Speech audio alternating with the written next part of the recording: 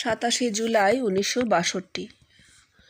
কথামৃতে পাঠ হচ্ছে, জ্ঞান লাভের পর, তত্ত্বজ্ঞানের পর, ভগবান দর্শনের পর দাস আমি, ভক্তের আমি, বিদ্যার আমি রাখে লোকশিক্ষার জন্য। শ্রী জীবন কৃষ্ণ দেখ এ কি কথা বলছেন বল দেখিনি। ওরে, তত্ত্বজ্ঞান মানে আত্মজ্ঞান। সেও জগতের লোক তাকে দেবে, সে নিজে জানবে না, জগৎ এসে তাকে বলবে। এই জগৎ ব্যাপিত্বই হচ্ছে ভগবান লাভের লক্ষণ।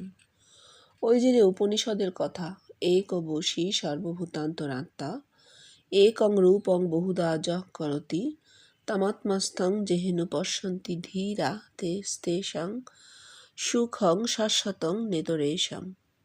ওরে, আমাদের এখানে যা হয়েছে তা উপনিষদের জিনিস।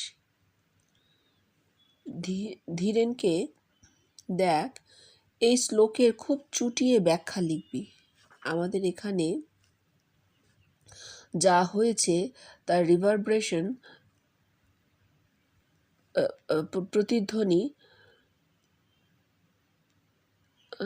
প্রতিধ্বনি আমরা উপনিষদে তার প্রতিধ্বনি আমরা উপনিষদে পাই। আমাদের এখানে কি হয়েছে জানিস? এই উপনিষদ যা বলেছে আমাদের এখানে ফুটেছে। দেখ, আমি এখানে এই জিনিস বলছি না, তোরাই এই জিনিস বলছিস। আর দেখ, এই উপনিষদই তোদের ধীরা বলছে। যারাই আমাকে দেখছে তারাই ধীরা। আর এতে কি হয়? তেষাং সুখম শাশ্বতং। সুখম মানে সু, অতিশয়নে, আর খ মানে জ্ঞান। জ্ঞানটা কি? এই আমাকে দেখা, বাইরে বহু, কিন্তু ভেতরে সেই এককে দেখাই জ্ঞান। আর এই জ্ঞান যাবার নয়, তোদের চিরকাল মনে থাকবে। আমাকে তোরা দেখেছিস, এ কথা কি কোনোদিন অস্বীকার করতে পারবি না। অতএব শাশ্বত। ঠাকুর যে বলছেন, জ্ঞান লাভের পর, তত্ত্বজ্ঞানের পর, ভগবান দর্শনের পর দাস আমি, ভক্তের আমি, বিদ্যার আমি রাখবো লোক শিক্ষার জন্য। পুরোটাই বেষ্টিতে, যেটা ঠাকুরের নিজে হয়েছে। জ্ঞান লাভ কি? ঠাকুরের ভগবান দর্শন হয়েছে, এটা তার জ্ঞান যে আমি দেহ নই, আমি আত্মা। এই জ্ঞান তিনি লাভ করেছেন। তারপর তত্ত্বজ্ঞান কি? যখন দেহেতে চৈতন্য শক্তি রূপে অবতরণ করলো, তখন সেই না হং তুহু তুহু, আমি নই, তুমি তুমি। কারণ দেহের মধ্যে মানুষ রতনকে দেখা হচ্ছে, সেই মানুষ রতনকেই ভগবান বলে স্থির ধারণা হচ্ছে। আমার দেহের মধ্যে আমি নই, তুমিই আছো, আমি কেউ নই, তুমি। সেখান থেকে দাস আমি, ভক্তের আমি, বিদ্যার আমি, এই কথাগুলো উঠে আসছে। যখন একটি মাত্র মানুষের দেহে আত্মা সাক্ষাৎকারের পরে, আর সেই আত্মা সাক্ষাৎকার কিন্তু ডিফাঙ্ক্ট হয়ে গেল, ভগবান দর্শন ডিফাঙ্ক্ট, আর কাজ দিচ্ছে না। কারণ ভগবান দর্শনের প্রধান কাজ হচ্ছে ভগবান লাভ, এবং ধীরে ধীরে সেইটা জগৎময় হয়ে যাওয়া।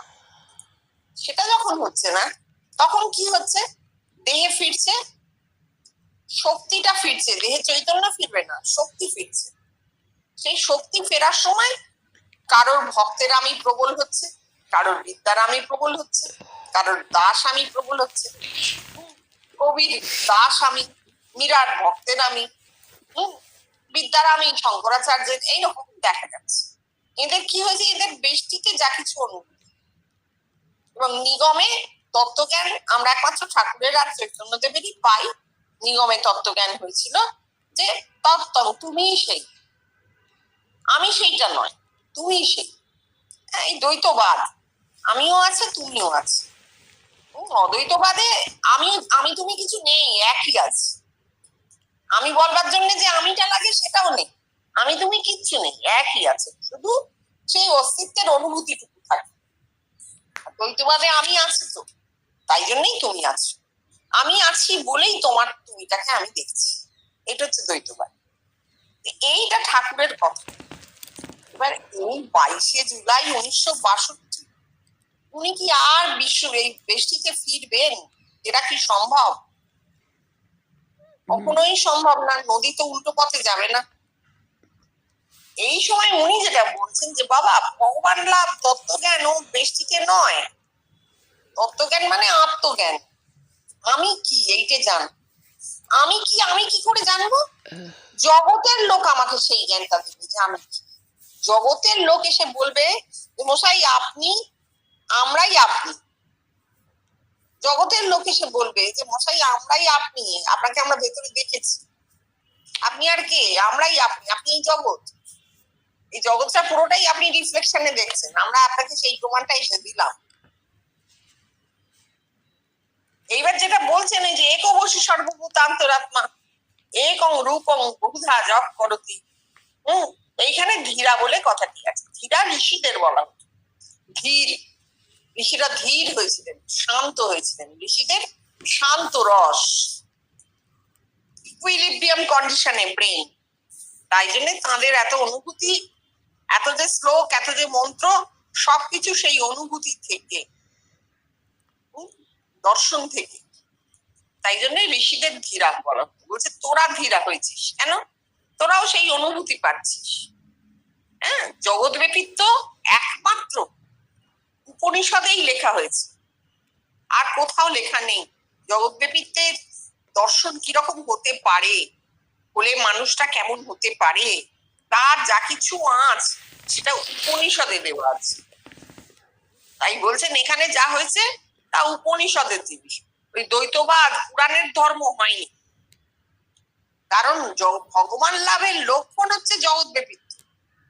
একটা মানুষের যে ভগবান লাভ হয়েছে তার প্রমাণ জগৎব্যাপী।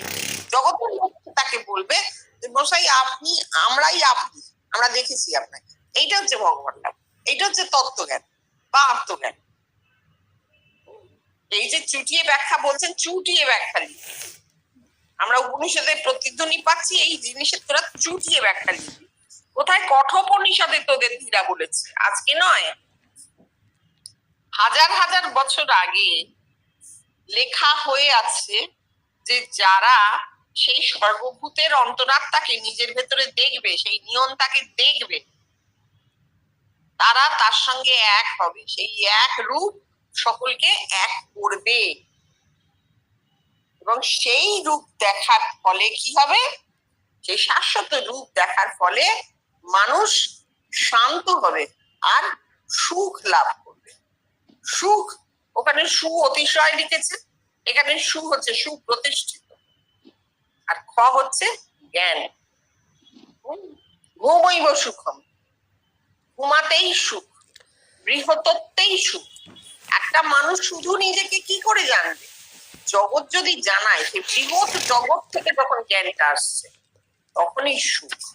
সেই জ্ঞানেই সুখ। বাইরে বহু কিন্তু ভেতরে এক। শুধু ভেতরে এক জেনে কি হবে? বাইরে যে বহু, তা যে সেই একেরই প্রতিফলন, সেইটা জানা হচ্ছে জ্ঞান। আমাকে তো দেখেছিস, অস্বীকার করতে পারবি না। আমি হয়তো বললাম, আমার সামনে উনি বসে আছেন, আমি বললাম দেখুন আপনি তো এত কথা বলছেন, হ্যাঁ আমি বুঝতে পারছি যা বলছেন, আমি শুনছিও, কিন্তু আমি নিতে পারছি না আপনার কথা। তুমি বলবেন কেন? নিতে না পারার কারণ কি করে নেবো বলুন? আপনি যা বলছেন এই কথাগুলো তো আমার মিলছে না। আমি তো এইভাবে আপনাকে সবসময় দেখিও নি, পাইও নি। হ্যাঁ দেখুন, তাতে কি প্রমাণ হয়? তখন উনি বলতে পারেন এই যে দেখেছিস সেটা তো আর তুই অস্বীকার করতে পারছিস না। তোর বহু বহু অনুভূতির ঢের লেগে যায়নি, স্তূপাকৃত অনুভূতি তোর নেই, কিন্তু তুই যে আমাকে দেখেছিস সে কথা তো তুই অস্বীকার করতে পারবি না। না, পারবো না। তুই আমাকে যে দেখেছিস ওটা হচ্ছে তুই নিজেই নিজেকে আমার এই রূপটাতে দেখেছিস। ওই সেনরূপেণ অভিনিষ্পত্ততা হয়েছে তোর মধ্যে। কেন হয়েছে? আমার পরম জ্যোতির উপসম্পদ হয়েছে বলে। এইটা হচ্ছে জ্ঞান। জ্ঞান তো ওইরকম একদিক থেকে হবে না, দুদিক থেকে কাটবে যে তরবারি, সেই হচ্ছে জ্ঞান। হ্যাঁ, তারপর কোন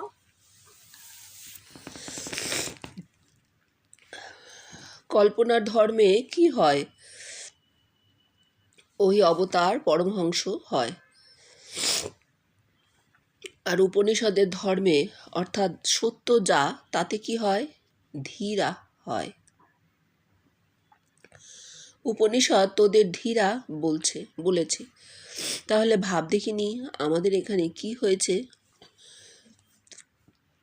আমরা এই জিনিস পেয়ে এই যে মনুষ্য জীবন সার্থক বল, ধন্য বল হয়েছে। এই যে গুটি কতক লোকের এখানে কি হয়েছে? উপনিষদের ধর্ম ফুটেছে। এবার বল দেখিনি, এই যে এতদিন ধরে এই ধর্ম মানুষকে কি করে গেছে? ওর এই ধর্ম হচ্ছে মনুষ্য জীবনের শাশ্বত গতি, আর ওরা মানুষের এই গতিকে চিরকালের মতো রুদ্ধ করে দিয়েছে। তারা এই ধর্মের নামে মানুষকে গোমুত খাইয়েছে রে। ওরে কি বলছিস?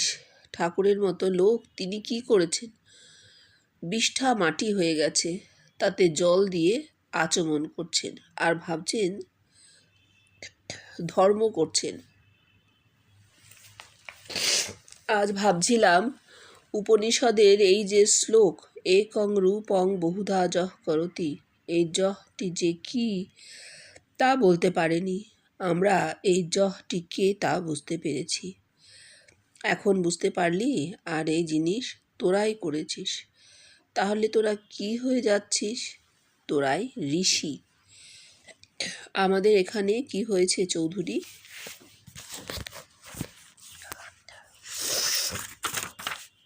চৌধুরী, একটা প্রশ্ন কিন্তু থেকে যাচ্ছে, এতদিনই বা হয়নি কেন?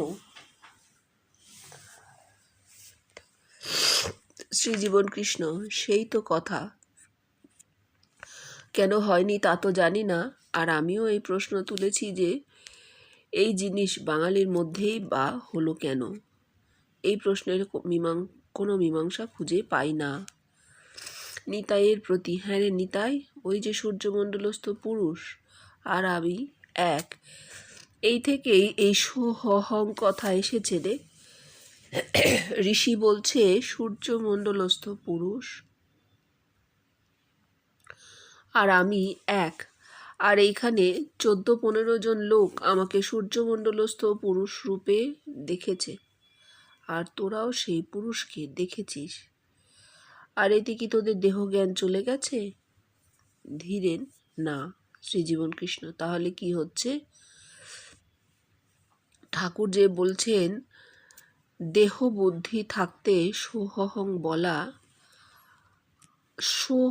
বলা ঠিক নয়। তোরা আমাকে দেখেছিস, তোদের কি দেহ বুদ্ধি চলে গেছে? তাহলে কি হচ্ছে ঠাকুরের কথা? হ্যাঁ রে, তাহলে আমাকে দেখা সবচেয়ে বড় হয়ে যাচ্ছে, নয় কি? আহা আহা, এই আহা করলাম কেন বলতে পারিস? ওরে ঋষি এই কথা বলছে সূর্যমণ্ডলস্থ পুরুষ আর আমি এক, আর তোরাও এই কথা বলছিস। ওরে তোরা ঋষি, ঋষি এই ভেবে আহা করছি রে। দেখো, মনুষ্য জীবনের শাশ্বত গতি, ধর্ম হচ্ছে কি? মনুষ্য জীবনের শাশ্বত গতি। প্রতিটা মানুষেরই জীবনের শাশ্বত গতি একটি আছে। এবার আমরা ব্যবহারিক জীবনে নানা মানুষ দেখছি, বহু বহু মানুষ, তাদের বহু বহু রকমের আচার আচরণ, এবং তাতে আমরা বিভ্রান্ত হচ্ছি। কোথাও তো একত্ব খুঁজে পাচ্ছি না। কোনো একটি পয়েন্ট নেই যে পয়েন্টে সমস্ত মানুষ এক হয়ে যেতে পারে। আমরা বিভ্রান্ত হই ব্যবহারিক জীবনে। অথচ মনুষ্য জীবনের শাশ্বত গতি হচ্ছে ধর্ম, এটা আমরা জানি। তাহলে কোথাও একটা তার একটি শাশ্বত গতি আছে, যেটা ব্যবহারিকে মোটেই প্রকাশ পায় না, এটা একদম ধরে নিতে হবে। অথচ কি হয়েছে, উপনিষদের যুগ চলে যাবার পরে যখন পৌরাণিক যুগগুলো এলো, কেন এলো? সে সময় নানা বিদেশি জাতি ঢুকছে, আক্রমণ হচ্ছে, যুদ্ধ হচ্ছে, মানুষের ওই একটা দ্বন্দ্ব, ব্যবহারিক জীবনে একটা দ্বন্দ্বময় সংঘাতময় জীবন চলে এসেছে। যে শান্তিতে ঋষিরা তপবনে গিয়ে তপস্যা করতো সারাদিনে পড়ে যাওয়া ফল একটা দুটো খেয়ে, বা তাদের যে মানে কি বলবো নিরাড়ম্বর একেবারে শান্তির জীবন ছিল, সেইটা বিঘ্নিত হলো। সারাক্ষণ একটা দ্বন্দ্ব, সংঘাত, রাজায় রাজায় যুদ্ধ, সংঘাত হচ্ছে। তার ফলে কি হলো, এই উপনিষদের ধর্ম ধীরে ধীরে চাপা পড়তে শুরু করলো। কারণ ওই যে ঠাকুর বলেছেন না, কালী প্রধান হ্যাঁ, দেহ প্রধান। দেহ তোমাকে ওপরেও তুলতে পারে, আবার দেহ তোমাকে টেনে নামিয়েও দিতে পারে। এই দেহ টেনে নামিয়ে দিচ্ছে কেন? তার কারণ পরিবেশ, পরিস্থিতি এবং দেহ, এই তিনে মিলে কি হলো, পুরাণের জন্ম হলো। তুমি একটা পুরাণ, আমাদের হিন্দু ধর্ম যাদের এখানে, তুমি যদি ভারতীয় পুরাণের দিকে তাকাও, গ্রিক পুরাণেও তাই আছে অবশ্য, এমন একটি পুরাণ পাবে না যে পুরাণে সংঘাতের কথা নেই, যুদ্ধের কথা নেই। আছেই আছে, এই সেই ভয়ঙ্কর যুদ্ধ, ভয়ানক যুদ্ধ, এই অসুর ধ্বংস হচ্ছে, সেই অসুর নিধন হচ্ছে, মানে 6 লাখ, এবং সেই নিধনের মধ্যে দিয়ে জয় যখন হচ্ছে, সেই জয়কে বড় করে দেখানো হচ্ছে যে অধর্মকে নাশ করে ধর্মের জয়। অথচ আমরা দেখতে পাচ্ছি প্রচুর রক্তপাত, প্রচুর সংঘাত। এই দ্বৈতবাদ, উপনিষদের অদ্বৈতবাদ পুরো চাপা পড়ে গেল। যে দ্বৈতবাদ, এই দ্বৈতবাদের ফলে কি হয়েছে, ব্যবহারিক জীবনে একটা ধর্মের সৃষ্টি করা হয়েছে, ধর্ম আচারের সৃষ্টি করা হয়েছে, ধর্ম আচরণ। কারণ ভেতরের ধর্ম গেছে লুকিয়ে। মনুষ্য জীবনের যে শাশ্বত গতি, সেই গতিটি ভেতরে ঢুকে গেছে, অন্তঃসলীলা হয়ে গেছে ফল্গু নদীর মতো, তাকে আর খুঁজে পাওয়া যাচ্ছে না। তাহলে কি করা হয়েছে, বাইরে ধর্মাচরণের নানা রকম পক্ষিকারী সৃষ্টি করা হয়েছে। বলবে কে?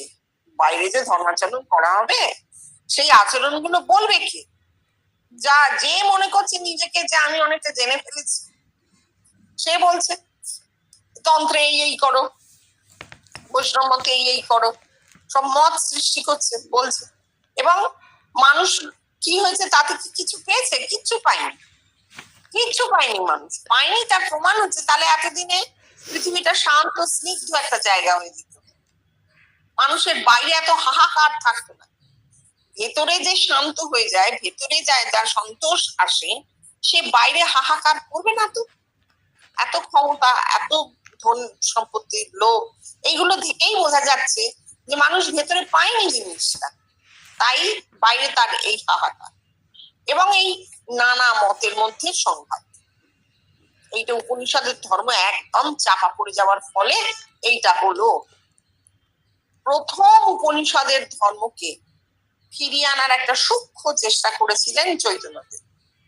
তিনি অদ্বৈতবাদী সন্ন্যাসী ছিলেন, দেখা যাচ্ছে ভক্তির ধর্ম, কিন্তু তিনি সমাধিস্থ হয়ে পড়তেন, অচৈতন্য হয়ে পড়তেন, নিজের দেহের মধ্যে কৃষ্ণকে পেতেন, জগন্নাথকে পেতেন। জগন্নাথ জগতের নাথ, এইখান থেকে আমরা বুঝতে পারছি যে তার ওই উপনিষদের ধর্মে বিশ্বব্যাপিত্বের দিকে, সমুদ্র দেখে বিহ্বল হয়ে যাওয়া সগুণ ব্রহ্মের প্রতি আকর্ষণ তার মধ্যে জন্মেছে, আমরা দেখতে পাচ্ছি। এখন বুঝতে পারি, তখন তো কেউ বোঝেনি, তাকে তো ভক্তির অবতার করে ছেড়ে দিয়েছে, কিন্তু তিনি এইভাবে খানিকটা অনুভব করেছিলেন। কিন্তু দুঃখের বিষয় এই যে তিনি দেখলেন এই অনুভূতি কাউকে দান করা যায় না, আপনা থেকে হলো তো হলো, না হলে হবে না। এই বিষণ্ণ অবস্থাটি তাকে প্রায় গ্রাস করে ফেলেছিল। তিনি ভীষণ ভাবে চেয়েছিলেন যে মানুষের উত্তরণ হোক, কিন্তু তিনি দেখলেন যে তা হবে না, তা হবার নয়, হচ্ছে না। কেন? সময়, কাল অনুকূল না হলে কিছু হবে না, হচ্ছে না। চৈতন্যদেব চলে যাবার প্রায় 500 বছর পর ঠাকুর এলেন। ঠাকুর 500 নয়, 400 বছর হবে। ঠাকুর আসার পর আমরা কি দেখলাম, যে ধীরে ধীরে একটা অন্যরকম জীবন, মানুষের মধ্যে একটা আলো ঢুকছে, বাহ্য জগতেও মানুষের মধ্যে আলো ঢুকছে। মানুষ একটা অন্ধকারে ডুবে বসেছিল, অন্তত বাংলাদেশে, আমাদের এই শহরাঞ্চলে আমরা একদম অন্ধকারে ডুবে গিয়েছিলাম। সামাজিক অন্ধকার কত ক্লেদাক্ত হতে পারে সেটা ওই ঠাকুরের সময়ের আগে পরে আমরা জানতে পেরেছি। যখন রামমোহন আসছেন, বিদ্যাসাগর আসছেন, তারপর ঠাকুর এলেন। ঠাকুর অনেকটা ছোট ছিলেন বিদ্যাসাগরের থেকে। তাহলে তখন আমরা দেখতে পাচ্ছি যে ওই আলোটা ধীরে ধীরে ঢুকছে। হ্যাঁ, তুমি বলতে পারবে যে এটা ধার করা আলো মাসি, এটা পশ্চিমী আলো হতে পারে, কিন্তু পশ্চিমের জ্ঞান বিজ্ঞান যেহেতু যুক্তি নির্ভর, যেহেতু যুক্তির ওপরে দাঁড়িয়ে আছে, তাই জন্যে তা আমাদের একটা সত্যিই তো একটা আলো দিয়েছে। আমরা যুক্তি দিয়ে নিজেদের দিকে ফিরে তাকাতে পেরেছি, যুক্তি দিয়ে আমাদের এতদিনের অন্ধ ধর্মাচরণ গুলোকে আমরা সরিয়ে দিতে পেরেছি। এই ঠাকুর এলেন, ঠাকুর এসে এক এক করে সমস্ত বাহ্যিক আচারকে তুলতে শুরু করলেন। কাপড় বাহ্যে হয়ে যাচ্ছে, সঙ্গে যে রয়েছে সে বলছে তোমার কাপড়টা ছাড়তে হবে, বলছে ও কিছু না, ওইভাবেই আরতি করে চলে আসছে। আরতি তো কিছু না, ওই মায়ের চারদিকে চামড়টা দুলিয়ে চলে, অর্থাৎ জগৎকে জানাচ্ছে কিছুতে কিছু এসে যায় না। তোমার দেহের শুদ্ধি বা অশুদ্ধিতে আত্মার শুদ্ধি অশুদ্ধি আটকায় না। আর তুমি যাকে অশুদ্ধ মনে করছো তা অশুদ্ধ বলে কিছু নেই, সে বিকার মাত্র, বস্তুর বিকার মাত্র। ভাত বিকৃত হলে বিষ্ঠায় পরিণত হয়, বিকার মাত্র। সুতরাং ও সব কিছু, এইটা ঠাকুর বারবার জানাচ্ছেন। ধীরে ধীরে তো কাটতে হবে, এক চোপে তো কাটা যাবে না।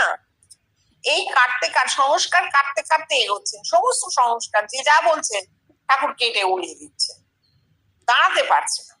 বৈষ্ণব গিয়ে মালা জপছে, বলছে দেখো তোমাদের সব ভালো, কিন্তু এই যে তোমরা অন্য লোককে ঘেন্না করো, এইটা মোটেই ভালো, এইটা মোটেই ভালো না, তাই ভালো।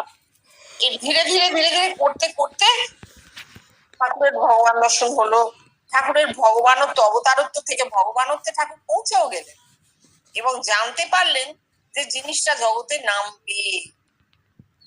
হ্যাঁ, তার দেহ রইল না, একটি মানুষের মধ্যে দিয়ে সব তো প্রকাশ পাবে না, কারণ যেখানে জগৎ ব্যাপিত সেখানে বেশি আস্তে আস্তে রাস্তা ছেড়ে দিতে বাধ্য।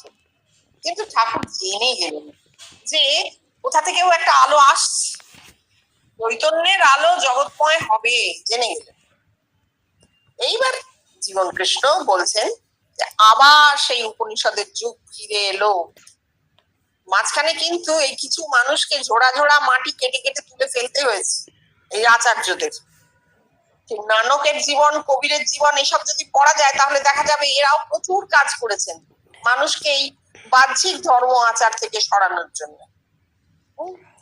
এই সমস্ত হওয়ার পরে, ঠাকুরের আসার পরে জীবন কৃষ্ণ এলেন এবং উপনিষদের ধর্ম পুনরুদ্ধার হলো। একটা মানুষের কিভাবে হলো? মানুষের দেহে অনুভূতি ফিরে এলো, আত্মিক অনুভূতি ফিরে এলো। হয়তো তাদের আগেও হয়েছে কিন্তু তারা জানে না, বোঝেনি। আর এখন কি হচ্ছে? আমরা জানতে পারছি, ধরতে পারছি, বুঝতে পারছি যে আচ্ছা এটা আত্মিক অনুভূতি। দেহে অনুভূতি ফিরে আসা একটা বিরাট ব্যাপার। ওই যে মনুষ্য জীবনের শাশ্বত গতি, ধর্ম কি, এইটা জানা গেল, এইটা জানা হলো। এবং বলছেন তোরা ধীর হয়েছিস, তোরাই সেই ঋষি। কেন? ঋষিরাও এইরকম শান্ত হয়ে গিয়েছিলেন, তাদের জীবনে আর অপ্রাপ্তি বলে কিছু ছিল না, কারণ তারা তো বাহ্যিক জীবন নিয়ে মোটেই চিন্তিত ছিলেন না। তাদের তো আত্মিক বাড়োয়ানা, বাহ্যিক চাড়ানা, তৃপ্ত সন্তুষ্ট জীবন, সেই জীবন তোরা ফিরে পেলি। বলছেন সূর্যমণ্ডলস্থ পুরুষ আর আমি এক, এইখান থেকে সোহম কথাটা এসেছে, মানে সেই সহ। সূর্যমণ্ডলস্থ পুরুষ হচ্ছে সহ আর অহং হচ্ছে আমি, এই দুই এক, ওই সূর্যমণ্ডলস্থ পুরুষই আমি। এইখানে নিজের কথা বলছেন না, প্রত্যেকটা মানুষের কথা বলছেন। প্রত্যেকটা মানুষের মধ্যে এই ধারণা একদিন হবে যে আমি আমার ব্রেনে যা দেখতে পাই, সূর্যমণ্ডল তো ব্রেনের ওই সার্কেলটুকু, তার মধ্যে যে জ্যোতির্ময় রূপ আমি দেখতে পাই, সেই রূপ আর আমি আসলে এক। আমারই রূপ আমি দেখতে পাই, আমারই বিশুদ্ধ রূপ আমি দেখতে পাই, এইটা জানা হবে। এবার আর সূর্যমণ্ডল বললে আবার একটা সংস্কার আসে, উপনিষদের সংস্কার। আমরা জানি একটা জ্যান্ত মানুষই সব, একটা জ্যান্ত মানুষই সব। মানুষটা মরে গেলে কিচ্ছু নেই আর, কিন্তু মানুষটা যতক্ষণ বেঁচে আছে তার মধ্যে ততক্ষণ প্রাণ শক্তির ক্রিয়া চলছে, আর তার মধ্যে ততক্ষণ চৈতন্য বারবার প্রস্ফুটিত হতে চাইছে, জানান দিতে চাইছে যে তুমি আর এই জগৎ অভিন্ন, আমি আর আমার সামনের জগৎ অভিন্ন। বারবার চৈতন্য তাকে সীমার বাইরে নিয়ে যেতে চাইছে। এইটাই হচ্ছে মূল কথা। যে বলছেন তোদের কি দেহবুদ্ধি চলে গেছে, ঠাকুর তো বলছেন দেহবুদ্ধি থাকতে সোহম হয় না। এটা বেষ্টির কথা, এটা বেষ্টির কথা। দেহবুদ্ধি থাকতে সোহম হয় না, ঠাকুর সেই পুরনো ব্রহ্মজ্ঞানের কথা বলছেন। তা তো নয়, তা মোটেই নয়। ওই বেহুশ হয়ে যাওয়া ব্রহ্মজ্ঞান নয়। দেহবুদ্ধি থাকে না মানে বেহুশ হয়ে যাওয়া না, ওকে ব্রহ্মজ্ঞান বলে। ব্রহ্মজ্ঞান হচ্ছে আমি আর আমার সামনের এই জগৎ আসলে এক, আমারই রিফ্লেকশন এই জগৎ, এই জগতের রিফ্লেকশনই আমি, এই জানা হচ্ছে ব্রহ্মজ্ঞান। দেহ বুদ্ধির কোনো প্রশ্ন নেই। ঠিক আছে, রিতমকে নমস্কার। লেখাই লিখে গেছেন রামকৃষ্ণ দা। হ্যাঁ।